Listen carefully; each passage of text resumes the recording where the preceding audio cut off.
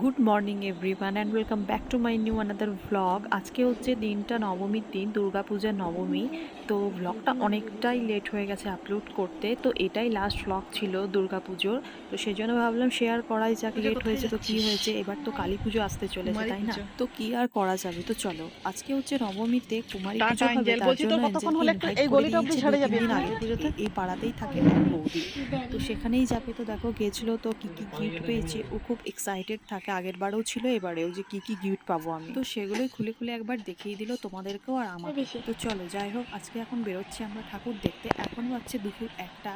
তো দুর্গাপুজো শুরু হয়ে গেছে অনেক দিন থেকে, আজ নবমী, কিন্তু সত্যি বলতে দুর্গাপুজো আমি একদিনও দেখতে বেরোয়নি জামতারা। সপ্তমীর দিন একদিন গেছিলাম চিত্তরঞ্জন, ব্যাস ওইখানেই হয়ে গেছে ঠাকুর দেখা। তারপর জামতারাতে রোজ বেরোনো হলেও রাত্রিবেলায় গান্ধী ময়দানে গিয়ে আড্ডা মারা হয়। তো আজকে নবমীর দিন আমরা সকালবেলায় দেখো রেডি সেডি হয়ে চলে যাব এখন ঠাকুর দেখতে, কারণ নবমীর দিনটা থাকে আমাদের দুপুরবেলায়, রাত্রিবেলায় সব জায়গায় নেমন্তন্ন, তাই রান্নার ঝামেলা থাকে না বলে একটু ফ্রিভাবে ঘুরতে যেতেও পারা যায়। তো এই ঠাকুরটা হচ্ছে সাহানা নামের এক জায়গা, সেখানে হয় আর কি। তো তারপরে আমরা বেরিয়ে পড়েছি জামতারা থেকে অনেকটাই দূরে। প্রত্যেক বছর এই ঠাকুরটা বা প্যান্ডেলটা দেখার জন্য আমরা সবাই অনেকে এক্সাইটেড থাকি।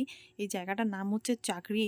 তো এখানে জায়গাটা এত খোলামেলা, ওই জন্য আসতে ঘুরতে খুবই ভালো লাগে। আর তারপর এই দুপুরবেলায় ঠাকুর দেখতে বেরোলে একটা জিনিস যেটা সুবিধা, সেটা হয় এক তো ভিড়ভাড় খুবই কম, তারপর শান্তিতে ঠাকুর প্রণামও করা যায়, প্যান্ডেল দেখা যায়, ফটো ভিডিও শ্যুট করা যায়। তারপর রাত্রিবেলায় এখানে এত ভিড় হয়ে যায়, আসাটা অনেক চাপের হয়ে যায়, আর রাস্তাটাও অনেক দূর, সেই জন্য আর আসা হয় না সন্ধ্যাবেলায়। তো দেখো আমরা পুরো প্যান্ডেলের ভিতর চলে এসেছি, প্যান্ডেল একদম খালি, আর মা দুর্গার প্রতিমাটা দেখো কত সুন্দর লাগছে, আর দেখে মনে হচ্ছে যেন তাকিয়েই থাকি। তো এইটুকু সময়ের মধ্যে দেখো দুটো ঠাকুর দেখা হয়ে গেল। এরপর যাব যে জায়গাটা, সে জায়গাটার নাম হচ্ছে দুমকা রোড। এটা জামতারার একদমই সামনে, মেন জামতারাতেই। তো এটাই সবার লাস্টে দেখতে এসেছি, কারণ অনেকটা লেট হয়ে গেছে। কারণ ওই যে আগেই বললাম নবমীর দিন সব জায়গায় ইনভাইট থাকে। আর দেখো আমি চলে এসেছি ঠাকুর ঠাকুর দেখে। এখানে হচ্ছে এক মামা শ্বশুরদের বাড়ি, এই মামারা সব রান্না বান্না করছে। প্রত্যেক বছর নবমীতে এখানে বলি হয়, তো সেটারই রান্না করা হয় আর কি। তো প্রত্যেক বছরই ইনভাইট থাকে, তো সব জায়গায় অ্যাটেন্ড করার আছে বলে আর বেশি লেট করলাম না। আরও 2-1টা ঠাকুর বাকি রয়ে গেছে। তো যাই হোক, দেখি যদি পসিবল হয় তো রাত্রিবেলায় বেরোবো।